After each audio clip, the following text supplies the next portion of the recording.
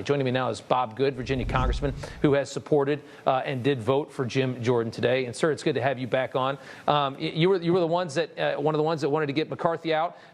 Jordan is your pick. What do you think happens overnight? Where do you think this goes? Well, I'm very encouraged, Rob. Thanks for having me again. Jim got 124 votes the first time in conference, and then he got 155 votes the second time in conference, and then this third time today on the House floor, he got 200 votes. So we're certainly making progress. I don't think there's any other Republican that can get 200 votes. Jim is the people's choice. He represents the grassroots. He represents the majority of Republican voters. I would submit he's the second most popular Republican in the country. And we members of Congress ought to, for once, maybe do what our constituents want us to do, what our voters want us to do. We ought to elect a speaker who will fight for them instead of fighting for the special interests in Washington. So we are in it all the way for Jim Jordan. I think he's the best candidate for speaker, and I think he's going to be elected speaker, hopefully tomorrow morning, but we'll see how long it takes.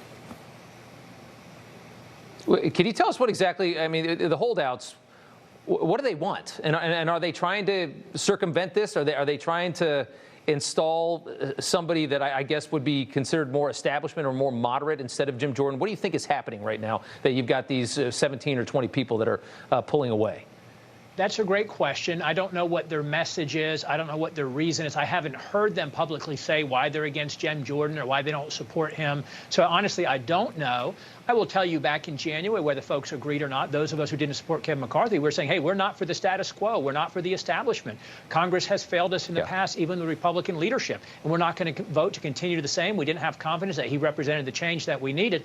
I don't know what the argument is against Jim Jordan, especially when 200 Republicans are supporting him. And I'm certain they're all hearing from their constituents, from their voters, from their supporters back in their districts, they need to vote for Jim Jordan. Yeah. House Democrats are circulating. I mean, we know that the other side hates Jim Jordan. I mean, he's the biggest thorn in their side that you can imagine. Part of the memo that they've been circulating, vilifying Jordan, says it's imperative that our caucus makes clear to voters just how extreme Congressman Jordan is. Every battleground member of the Republican conference who stands and votes for a Speaker Jordan will be making a career-ending move. And then you have the Washington Post floated this idea to finally get a speaker installed. The Washington Post putting out that a sufficient number of House Democrats could vote for a compromise Republican speaker like Turner, Rogers, or Bacon. Democrats would get top priorities accomplished. Republicans would still exercise normal oversight.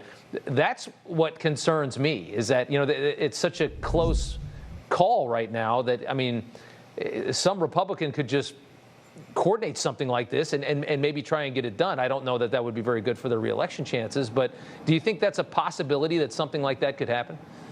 Well, I appreciate the previous point you made. That another reason why all Republicans ought to vote for Jim Jordan is because that's who the Democrats don't want to have to fight in the House. That's not who they want fighting alongside a future Republican president, hopefully a year from now.